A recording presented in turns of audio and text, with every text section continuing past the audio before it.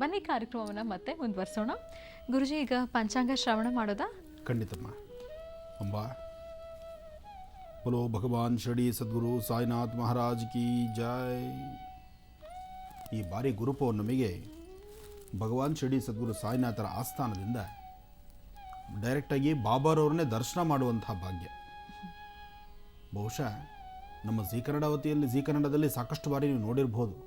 ಆದರೂ ಬಾಬಾರವ್ರನ್ನ ನೇರವಾಗಿ ಗರ್ಭಗುಡಿಯಲ್ಲಿರ್ತಕ್ಕಂಥ ಗುರುಗಳನ್ನು ದರ್ಶನ ಮಾಡೋ ಭಾಗ್ಯ ಈ ಬಾರಿ ನಮ್ಮ ಜೀ ಕನ್ನಡದಲ್ಲಿ ಗುರುಪೌರ್ಣಮಿ ಎಂದು ನಡೆಯುತ್ತೆ. ಅದು ಒಂದು ವಿಶೇಷನೇ.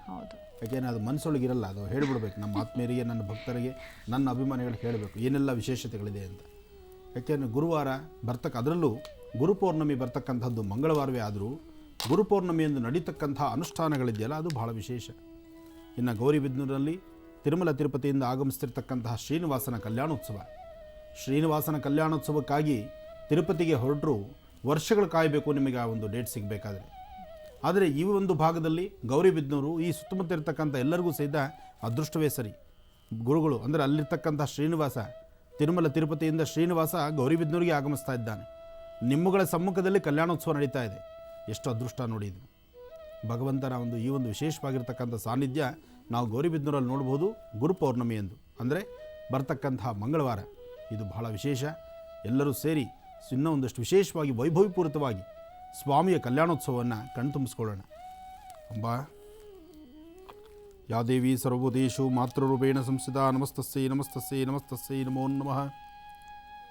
ಶ್ರೀ ಧರ್ಮಕನಾಮ ಸಂವತ್ಸರೆ ಉತ್ತರಾಯಣಿ ಗ್ರೀಷ್ಮ ಋತು ಆಷಾಢ ಮಾಸ ಶುಕ್ಲಪಕ್ಷ 14/7/2016 ಗುರುವಾರ, ಜೊತೆಗೆ ದಶಮಿ ಸ್ವಾತಿ ನಕ್ಷತ್ರ ಗುರುವಾರ. ಇದು ಬಹಳ ವಿಶೇಷವಾಗಿದೆ. ಅಂದರೆ ಉತ್ತರಾಯಣ ಪುಣ್ಯಕಾಲದಲ್ಲಿ ಇನ್ನೇನು ಉತ್ತರಾಯಣ ಕಾಲ ಮುಗಿತಾ ಬಂತು.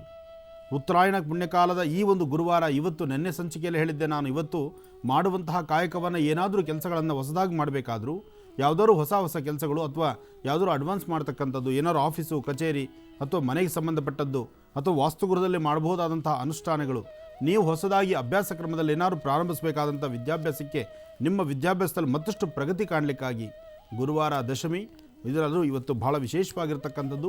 ಉತ್ತರಾಯಣ ಪುಣ್ಯಕಾಲದ ಈ ಗುರುವಾರ ದಶಮಿ ಬಹಳ ವಿಶೇಷವಾಗಿದೆ.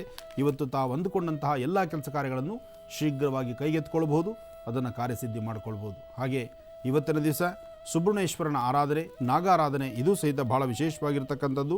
ಇಂತಹ ಒಂದು ಶುಭ ದಿನ ನಾವು ಅಂದುಕೊಂಡದ್ದನ್ನು ಶೀಘ್ರವಾಗಿ ಸಾಧನೆ ಮಾಡಿ ಸಿದ್ಧಿಸ್ಕೊಳ್ಬಹುದಾದಂಥ ವಿಶೇಷವಾದಂಥ ದಿನ. ಇನ್ನು ಇವತ್ತಿನ ದಿವಸ ದರ್ಪಣಾಂಜನ ಜೊತೆಗೆ ರಾಶಿಫಲ ಎಲ್ಲಕ್ಕಿಂತ ಮೂಲ ಈ ಒಂದು ವಿಶೇಷವಾಗಿರ್ತಕ್ಕಂಥ ಗುರುವಾರ ದಶಮಿ ಉತ್ತರಾಯಣ ಪುಣ್ಯಕಾಲದಲ್ಲಿ ವಿದ್ಯಾರ್ಥಿಗಳಿಗೋಸ್ಕರ ವಿದ್ಯಾರ್ಜನೆಗೆ ಬೇಕಾಗಿರ್ತಕ್ಕಂಥ ವಿಶೇಷವಾದಂಥ ಒಂದು ತಂತ್ರ ರಹಸ್ಯವನ್ನು ನಾನು ನಿಮಗೆ ತಿಳಿಸ್ಕೊಡ್ತೀನಿ. ಆ ತಂತ್ರ ರಹಸ್ಯ, ಅದಕ್ಕೆ ಬೇಕಾಗಿರ್ತಕ್ಕಂತಹ ವನಸಿರಿ ಏನು, ಅದನ್ನು ಮುಂದಿನ ಭಾಗದಲ್ಲಿ ತಿಳಿಸ್ತೀನಿ.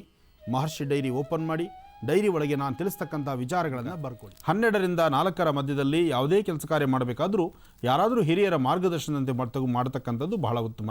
ಜೊತೆಗೆ ಇದರ ಮಧ್ಯದಲ್ಲಿ ಮಾಡುವ ಪ್ರತಿಯೊಂದು ಕೆಲಸಗಳಲ್ಲೂ ಸಹಿತ ಯಶಸ್ಸನ್ನು ಕಾಣಬೇಕಾದರೆ ನಿಮ್ಮ ಮನೆ ದೇವರ ಪ್ರಾರ್ಥನೆ ಮಾಡಿ, ಜೊತೆಗೆ ಮಹಾಗಣಪತಿಯ ಆರಾಧನೆ ಮಾಡಿ. ಗಣಪತಿ ಆರಾಧನೆ ಒಂದೇ ಇವತ್ತು ಬಹಳ ವಿಶೇಷವಾಗಿರ್ತಕ್ಕಂಥದ್ದು ಕನ್ಯಾ ರಾಶಿಯವರಿಗೆ. ಇನ್ನು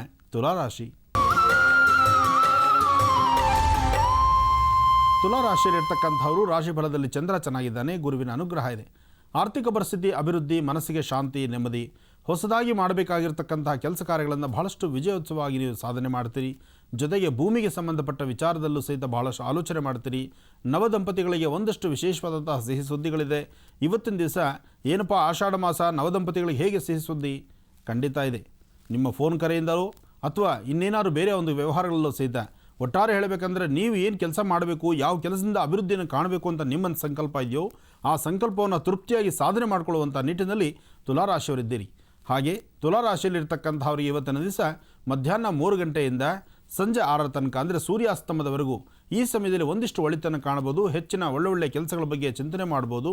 ಇದರಿಂದ ಆರ್ಥಿಕ ಪರಿಸ್ಥಿತಿ ಸಹಿತ ಅಭಿವೃದ್ಧಿನ ತಂದುಕೊಳ್ಬಹುದು. ಒಳ್ಳೆಯದಾಗಲಿ, ಅನುಕೂಲವನ್ನು ಸಿದ್ಧಿಪಡಿಸ್ಕೊಳ್ಳತಕ್ಕಂಥ ಈ ಶುಭ ದಿನ ತಾಯಿಯ ಆರಾಧನೆ ಮಾಡಿ ತಾಯಿ ಮಹಾಲಕ್ಷ್ಮಿಯ ಅನುಗ್ರಹವನ್ನು ಪಡೆಯಿರಿ. ಇನ್ನು ವೃಶ್ಚಿಕ ರಾಶಿಯಲ್ಲಿರ್ತಕ್ಕಂಥವರು ರಾಶಿಫಲದಲ್ಲಿ ವೃಶ್ಚಿಕ ರಾಶಿಯವರಿಗೆ ಚಂದ್ರ ಮತ್ತು ಗುರು ಇರ್ತಕ್ಕಂಥ ಆಸ್ಥಾನ ಚೆನ್ನಾಗಿದೆ. ಗುರುವಿನ ಅನುಗ್ರಹ ಇದ್ದಾಗ ಏನು ಕೆಲಸ ಬೇಕಾದ್ರೂ ಸಿದ್ಧಿಸ್ಕೊಳ್ಬಹುದು. ಆದರೆ ಅನುಮಾನ ಅಂತಕ್ಕಂಥದ್ದು ಮಾಡುವ ಪ್ರತಿಯೊಂದು ಕೆಲಸಗಳಲ್ಲೂ ಸಹಿತ ಅನುಮಾನ ಜಾಸ್ತಿ ಇರುತ್ತೆ. ಯಾವುದೇ ಒಂದು ಸಣ್ಣ ಪುಟ್ಟ ಕೆಲಸ ಆದರೂ ಸಹಿತ ಬಹಳಷ್ಟು ಅನುಮಾನಾಸ್ಪದವಾಗಿ ನೋಡ್ತೀರಿ. ಅದರಿಂದ ಮನಸ್ಸಿಗೆ ಬಹಳ ದುಃಖ ತಂದುಕೊಳ್ತೀರಿ. ನಿಮ್ಮ ಮನಸ್ಸನ್ನು ಫ್ರೀಯಾಗಿ ಇಟ್ಕೊಂಡು ಯಥೇಚ್ಛವಾದಂಥ ರೀತಿ ಮಾಡಬೇಕಾದ್ದನ್ನು ಅರ್ಥಗರ್ಭಿತವಾಗಿ ಆಲೋಚನೆ ಮಾಡಿ ಅನುಮಾನ ಎಂಬತಕ್ಕಂಥ ಹುತ್ತದಲ್ಲಿ ಬಿದ್ದು ಒದ್ದಾಡೋದಕ್ಕಿಂತ ಒಂದಿಷ್ಟು ನೆಮ್ಮದಿ ಕಾಣತಕ್ಕಂಥದ್ದು ಬಹಳ ಉತ್ತಮ. ಹಾಗೆ ವೃಶ್ಚಿಕ ರಾಶಿಯವರ ಮನಸ್ಸು ಚಂಚಲತೆ ಇದೆ. ಆ ಚಂಚಲತೆಯನ್ನು ಹೋಗಲಾಡಿಸ್ಕೊಳ್ಳೋದಕ್ಕೋಸ್ಕರ ತಾಯಿ ದುರ್ಗಾ ಪರಮೇಶ್ವರಿನ ಪ್ರಾರ್ಥನೆ ಮಾಡಿ. ಸಾಧ್ಯವಾದರೆ ನಿಮ್ಮ ಪರಿಸರದಲ್ಲಿದ್ದರೆ ಒಂದು ಚಿಟಿಗೆಯಷ್ಟು ಬಿಳಿ ಸಾಸಿವೆ ತೆಗೆದುಕೊಂಡು ದಕ್ಷಿಣಾಭಿಮುಖವಾಗಿ ನಿಂತು ದೃಷ್ಟಿ ತೆಗೆದು ಅದನ್ನು ಪಶ್ಚಿಮಕ್ಕೆ ಹಾಕಿ. ಈ ಪ್ರಕಾರ ಮಾಡೋದ್ರಿಂದ ವೃಶ್ಚಿಕ ರಾಶಿಯವರಿಗೆ ಅನುಮಾನ ಅಂತಕ್ಕಂಥದ್ದಾಗಲಿ, ಮನಸ್ಸಿಗೆ ಸಮಂಜಸವಾಗಿ ಇಲ್ಲದಿರತಕ್ಕಂಥದ್ದಾಗಲಿ, ಅನಾರೋಗ್ಯ ಸಮಸ್ಯೆ ಸಹಿತ ಈ ಒಂದು ಸಮಸ್ಯೆಗಳಿಂದ ಹೊರಬರ್ತೀರಿ. ಜೊತೆಗೆ ಇವತ್ತಿನ ದಿವಸ ನೀವು ಮಾಡಬೇಕಾದ್ದು ಶಿವಾಲಯದಲ್ಲಿ ಒಂದು ಕುಂಕುಮಾರ್ಚನೆ, ಶಿವಾಲಯದಲ್ಲಿ ಭಸ್ಮಾರ್ಚನೆ ಅಥವಾ ಒಂದಿಷ್ಟು ಪತ್ರೆಗಳಿಂದ, ಬಿಲ್ವ ಪತ್ರೆಯಿಂದ ಅರ್ಚನೆ ಮಾಡಿಸೋದ್ರಿಂದಲೂ ಸಾಕಷ್ಟು ಲಾಭವನ್ನು ಕಾಣ್ತೀರಿ. ತಾಯಿ ಮಹಾಲಕ್ಷ್ಮಿಯ ಅನುಗ್ರಹ ನಿಮಗಾಗಲಿ. ಇನ್ನು ಧನುರಾಶಿ. ಧನುರಾಶಿಯಲ್ಲಿರ್ತಕ್ಕಂಥವ್ರು ಆರೋಗ್ಯದ ಬಗ್ಗೆ ಕಾಳಜಿ ಬೇಕು, ಮನಸ್ಸನ್ನು ಶಾಂತಿಯಾಗಿಟ್ಕೊಳ್ಬೇಕು, ದೂರಭಾರ ಹೊರಡಬೇಕು ಅಥವಾ ಎಲ್ಲೋ ಒಂದು ಪ್ರಯಾಣ ಬೆಳೆಸಬೇಕು, ಇದರಿಂದ ಒಂದಿಷ್ಟು ಲಾಭವನ್ನು ಕಾಣಬೇಕು, ಮಾಡುವ ಕೆಲಸವನ್ನು ಬದಲಾಯಿಸಬೇಕು ಅಥವಾ ಈ ಕೆಲಸದಲ್ಲೇ ಮತ್ತಷ್ಟು ಪ್ರಗತಿ ಕಾಣಬೇಕು. ಹೀಗೆ 10 ಹಲವಾರು ವಿಭಿನ್ನ ಆಲೋಚನೆ ನಿಮ್ಮದು. ಆದರೆ ಆಲೋಚನೆಯಾಗಿದೆ ವಿನಃ ಕಾರ್ಯಗತಿಗೆ ತರಲಿಕ್ಕಾಗುವುದಿಲ್ಲ. ಕಾರಣ ಇವತ್ತಿನ ನಿಮ್ಮ ಗ್ರಹಗತಿಗಳು ಅಷ್ಟು ಸಮಂಜಸವಾದಲ್ಲ. ಇದಕ್ಕಾಗಿ ನೀವು ಮಾಡಬೇಕಾಗಿರ್ತಕ್ಕಂಥದ್ದು ಆದಿತ್ಯಾದಿ ನವಗ್ರಹಗಳ ಪ್ರಾರ್ಥನೆ. ನಮಃ ಸೂರ್ಯಾಯ ಚಂದ್ರಾಯ ಮಂಗಳಾಯ ಬುಧಾಯ ಚ ಗುರು ಶುಕ್ರ ಶನಿಶ್ಚ ರಾಹವೇ ಕೇತುವೆ ನಮಃ. ಹೀಗೆ ಆದಿತ್ಯಾದಿ ನವಗ್ರಹಗಳ ಈ ಮಂತ್ರವನ್ನು ಕಡಿಮೆ ಅಂದರೂ 54 ಸರ್ತಿ ಅಥವಾ 11 ಸರ್ತಿ 21 ಸರ್ತಿ ಈ ಪ್ರಕಾರವಾಗಿ ಪಠನೆ ಮಾಡೋದ್ರಿಂದ ಒಂದಿಷ್ಟು ಒಳಿತನ್ನು ಕಾಣ್ತೀರಿ. ಇದೇ ಸಮಯದಲ್ಲಿ ಒಂದಿಷ್ಟು ಅಕ್ಕಿ ಮತ್ತು ಬೆಲ್ಲ ಇಂತಹದ್ದನ್ನು ಶಿವಾಲಯಕ್ಕೆ ಕೊಟ್ಟು ಪ್ರಾರ್ಥನೆ ಮಾಡೋದ್ರಿಂದಲೂ ಧನುರಾಶಿಯವರು ಒಂದಿಷ್ಟು ಒಳಿತನ್ನು ಕಾಣಬಹುದು. ಒಳ್ಳೆಯದಾಗಲಿ. ಇನ್ನು ಮಕರ ರಾಶಿ. ಮಕರ ರಾಶಿಯಲ್ಲಿರ್ತಕ್ಕಂಥವ್ರು ರಾಶಿಫಲದಲ್ಲಿ ಮಕರ ರಾಶಿಯವರಿಗೆ ಚಂದ್ರ ಮತ್ತು ಗುರು ಇರ್ತಕ್ಕಂಥ ಆಸ್ಥಾನ ಚೆನ್ನಾಗಿದೆ.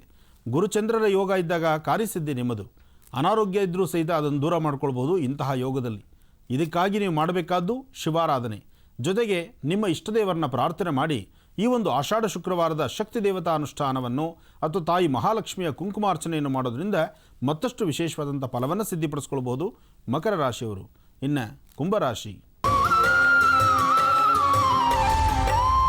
ಕುಂಭರಾಶಿಯಲ್ಲಿರ್ತಕ್ಕಂಥವರು ರಾಶಿಫಲದಲ್ಲಿ ಕುಂಭರಾಶಿಯವರಿಗೆ ಚಂದ್ರ ಮತ್ತು ಗುರು ಇರ್ತಕ್ಕಂಥದ್ದು, ಹಾಗೆ ಶುಕ್ರ ಮತ್ತು ರಾಹು ಇರತಕ್ಕಂಥ ಆಸ್ಥಾನ ಚೆನ್ನಾಗಿದೆ. ಇಂಥ ಒಂದು ವಿಶೇಷವಾಗಿರ್ತಕ್ಕಂಥ ಈ ಶುಭ ದಿನ ದೇವಿಯ ಆರಾಧನೆ ಜೊತೆಗೆ ಮಾಡಬೇಕಾದ ಕೆಲಸಗಳನ್ನು ಶ್ರದ್ಧಾಭಕ್ತಿಯಾಗಿ ಮಾಡ್ತಕ್ಕಂಥದ್ದು, ಒಂದಿಷ್ಟು ದಾನ ಧರ್ಮಗಳ ಬಗ್ಗೆ ಚಿಂತನೆ ಮಾಡ್ತಕ್ಕಂಥದ್ದು, ಹೊಸ ಅನುಷ್ಠಾನಗಳನ್ನು ಅಥವಾ ಮಾಡುವಂತಹ ಒಂದು ಅನುಷ್ಠಾನವನ್ನು ಶ್ರದ್ಧಾಭಕ್ತಿಯಾಗಿ ಮಾಡಿ ಒಂದಿಷ್ಟು ಗರಿಕೆ ಅಥವಾ ಕೆಂಪು ಹೂ ಅಥವಾ ಕೆಂಪು ಕಲರ್ ಗಂಧ ಈ ಪ್ರಕಾರವಾದನ್ನು ದೇವಿಗೆ ಅರ್ಪಣೆ ಮಾಡಿ ತಾಯಿಯ ಆಶೀರ್ವಾದ ತೆಗೆದುಕೊಳ್ಳೋದ್ರಿಂದ ಮತ್ತಷ್ಟು ವಿಶೇಷವಾದಂತಹ ಲಾಭ. ಜೊತೆಗೆ ಇವತ್ತಿನ ದಿವಸ ನಿಮಗಿನ್ನ ಹಿರಿಯರು ಯಾರಿದ್ದಾರೆ ಅವರ ಪಾದ ಮುಟ್ಟಿ ನಮಸ್ಕಾರ ಮಾಡ್ತಕ್ಕಂಥದ್ರಲ್ಲಿ ಮತ್ತಷ್ಟು ವಿಶೇಷವಾದಂಥ ಫಲವನ್ನು ಸಿದ್ಧಿಪಡಿಸ್ಕೊಳ್ತೀರಿ. ಇನ್ನು ಕಡೆಯ ರಾಶಿ ಮೀನರಾಶಿ. ಮೀನರಾಶಿಯಲ್ಲಿರ್ತಕ್ಕಂಥವ್ರು ರಾಶಿಫಲದಲ್ಲಿ ಮೀನರಾಶಿಯವರಿಗೆ ಚಂದ್ರ ಮತ್ತು ಗುರು ಚೆನ್ನಾಗಿದ್ದು, ಇವತ್ತು ನಿಮ್ಮ ಜಾತಕದಲ್ಲಿ ಕೇತುವಿನಿಂದ, ಅಂದರೆ ಇಲ್ಲಿ ರಾಹುಕೇತುಗಳು ಬಂದಾಗ ಸ್ವಲ್ಪ ಸಮಸ್ಯೆಗಳೇ ನಿಜ. ಆದರೆ ಇವತ್ತು ಕೇತುವಿನ ಅನುಗ್ರಹ ಹೇಗಿದೆ? ನೀವು ಮಾಡುವ ಕೆಲಸದಲ್ಲಿ ದೇವಿಯ ಸಂಪೂರ್ಣ ಕೃಪಾಶೀರ್ವಾದ ಇದೆ. ನೀವು ಯಾವುದೇ ಕೈಂಕರ್ಯಗಳನ್ನು ಮಾಡಿ, ಯಾವುದೇ ಕೆಲಸ ಕಾರ್ಯಗಳನ್ನು ಮಾಡಿ ಇವತ್ತು ದೇವಿಯ ಆಶೀರ್ವಾದವನ್ನು ಪಡಿತೀರಿ. ತಾಯಿ ಮಹಾಲಕ್ಷ್ಮಿಯ ಪ್ರಾರ್ಥನೆ ಮಾಡಿ. ಮಹಾಲಕ್ಷ್ಮೀ ಚ ವಿದ್ಮಹೇ ವಿಷ್ಣುಪತ್ನೀ ಚ ಧೀಮಹಿ ತನ್ನೋ ಲಕ್ಷ್ಮೀ ಪ್ರಚೋದಯಾತ್. ಈ ಪ್ರಕಾರವಾಗಿ ತಾಯಿ ಮಹಾಲಕ್ಷ್ಮಿಯ ಆರಾಧನೆ ಮಾಡೋದ್ರಿಂದ ಅಥವಾ ಶಕ್ತಿ ದೇವತಾ ದರ್ಶನಕ್ಕೆ ಹೋಗಿ ಬರೋದ್ರಿಂದ ದೇವಿಗೆ ಕೆಂಪು ಪುಷ್ಪಗಳು ಬಹಳ ವಿಶೇಷವಾಗಿರ್ತಕ್ಕಂಥದ್ದು.